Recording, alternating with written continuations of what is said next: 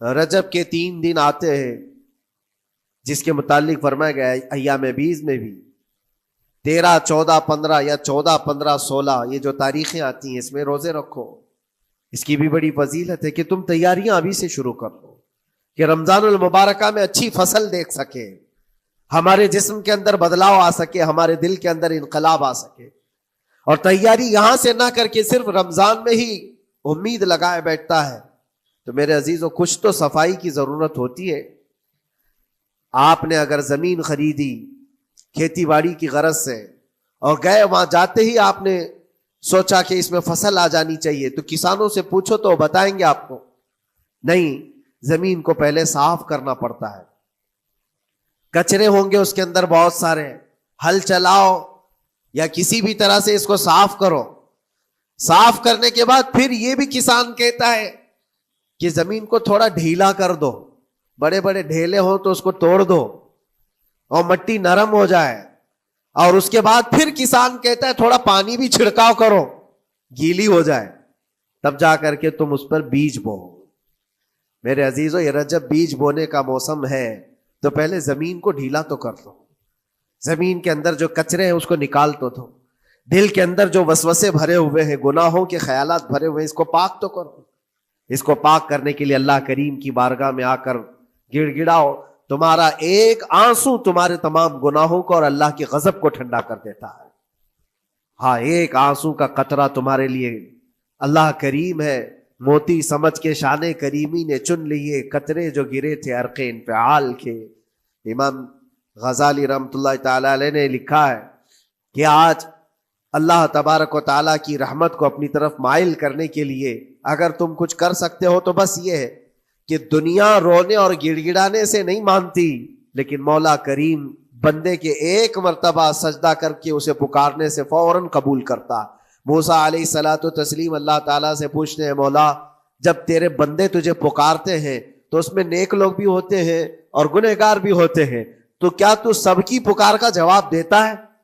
توجہ, اللہ رب العزت فرماتا ہے اے موسیٰ میرے پکارنے والے بندوں میں نیکوکار بھی ہیں گنہگار بھی ہیں. ہاں, نیک بندہ جب مجھے پکارتا ہے یا ربی تو میں جواب میں کہتا ہوں لبیک یا عبدی, اے میرے بندے میں حاضر ہوں, بتا تیری کیا حاجت ہے. پھر موسیٰ علیہ السلام پوچھتے ہیں کہ مولا یہ تو نیک بندہ جب پکارتا ہے تو کہتا ہے لبیک یا عبدی, اور جب گنہگار پکارتا ہے تب کیا کہتا ہے؟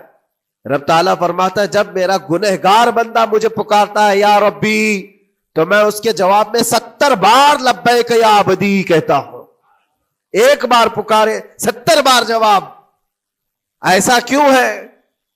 تو فرماتا ہے میرا رب نیکوکار کو اس کی نیکیوں پر بھروسہ ہے کہ اللہ معاف کرے, اور گنہگار کو صرف میری رحمت پر بھروسہ ہے. اس کے پاس ہے کچھ نہیں, اس کے آس پاس وہ نظر ڈالتا ہے میں نے کوئی ایسی نیکی رکھی نہیں ہے, صرف اللہ رب العزت کی رحمت ہے جو مجھے معاف کر سکتی ہے. وہ مجھ پر یقین کر کے پکارتا ہے, اس لیے اس کے سوال کا میں بار بار جواب دیتا ہوں.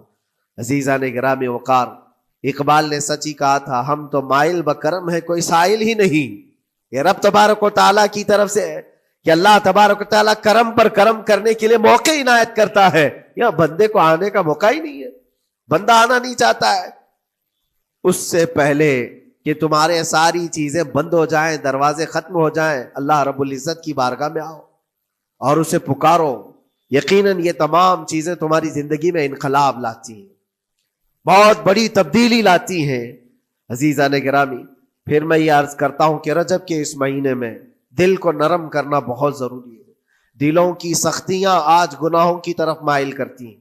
ہمارا دل سخت ہے یا نرم ہے, اس کو پہچاننے کے کئی تھرمامیٹر دیے گئے ہمارے پاس. چیک کرو ہمارا دل کس پوزیشن میں ہے آج. رجب کے لیے ایسی فضیلت ہے, اللہ کے نبی صلی اللہ علیہ وسلم ارشاد فرماتے ہیں یہ رجب کے مہینے کی فضیلت ایسی ہے جیسے قرآن کی فضیلت دوسری کتابوں پر ہے. دوسری کتابوں میں جس طرح سے افضل قرآن ہے, اس طرح سے رجب المرجب تمام مہینوں میں افضل ہے. اور نبی کریم صلی اللہ تعالی علیہ وسلم اس میں عبادت کرنے کے لیے ترغیب دیا کرتے تھے. اس کو ترجیب بھی کہا جاتا ہے, اور خاص طور پر رجب کے متعلق بزرگان دین نے فرمایا یہ فصل بونے کا مہینہ ہے. کھیتی باڑی والے سمجھ سکتے ہیں کہ اس میں بھی 3 موسم آتے ہیں.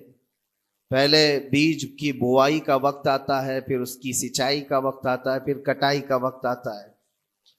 تو رجب کا مہینہ یہ فصل بونے کا مہینہ ہے نیکیوں کے، اور شعبان کا مہینہ اسے پانی دینے کا ہے، اور رمضان کا مہینہ فصل کاٹنے کا مہینہ ہے. اور رجب کا مہینہ آتے ہی اللہ کے نبی صلی اللہ تعالیٰ علیہ وسلم یہ دعا فرمایا کرتے تھے، اللہم بارک لنا فی رجب و شعبان و بلغنا رمضان. سب کو یہ دعا بھی کرنی چاہیے. حضور اکرم صلی اللہ تعالیٰ علیہ وسلم یوں عرض کرتے کہ اے اللہ، رجب اور شعبان میں تو ہمیں برکت عطا کر اور ہماری زندگی کو رمضان تک پہنچا دے. اب رجب آپ نے دیکھ لیا ہے تو اب کثرت سے یہ دعا کرو کہ مولا اس زندگی کا رمضان ہم سے جانے نہ پائے، رمضان تک ہماری سانسوں کو پہنچا دے.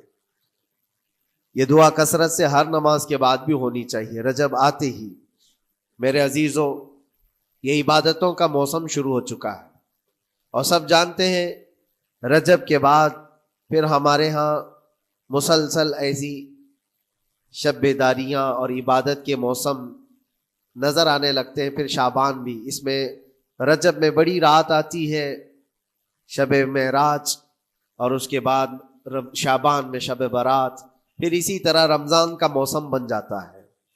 تو اب یہ موسم بنانے کا وقت آ چکا ہے. تو سب سے پہلی چیز یہ ہے کہ میرے عزیزوں، فصل کے بونے کے لیے کن چیزوں کی ضرورت ہوتی ہے، اس چیز کا خیال رکھیے. بیج اگر کھوٹا ڈالے ہو اور ویسی ہی فصل آنے کا انتظار کرو گے تو پھر نہیں ہوگا. بیج کو کھرا اور خالص ہونا چاہیے. جو نیکیاں کرنا چاہ رہے اس کو صاف ستھرے اچھے ماحول میں کیے جانے چاہیے. کھیتی باڑی کرنے والا جانتا ہے بیج تو وہ بو رہا ہے، زمین بھی اچھی ہے، ساری چیزیں، کئی چیزوں کی ضرورت ہوتی ہے. بیج بھی اچھا ہو، زمین بھی اچھا ہو، موسم بھی اچھا ہو، تب جا کر کے اس کی فصل نکلتی ہے. بیج اچھا تھا، زمین اچھی نہیں تو بھی فصل نہیں آتی.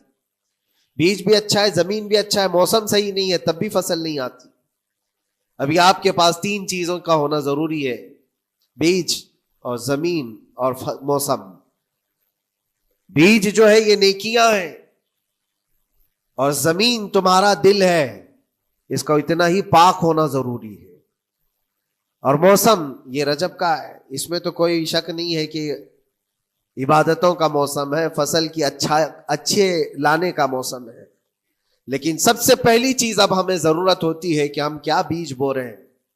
شیخ سعدی رحمت اللہ تعالیٰ علیہ فرمایا کرتے کہ زمین میں ادرک بو کر کے گنا آنے کی امید تو نہیں کر سکتے. جو بویا ہے وہی اسی کی فصل آئے گی. لوگ عمل خیر کرے تو اس کا نتیجہ بھی خیر آئے گا، اور برائیاں کریں اور پھر رمضان میں یہ انتظار کریں کہ میں نے جو بویا ہے اس کی فصل آئے، تو ایسا نہیں ہوتا.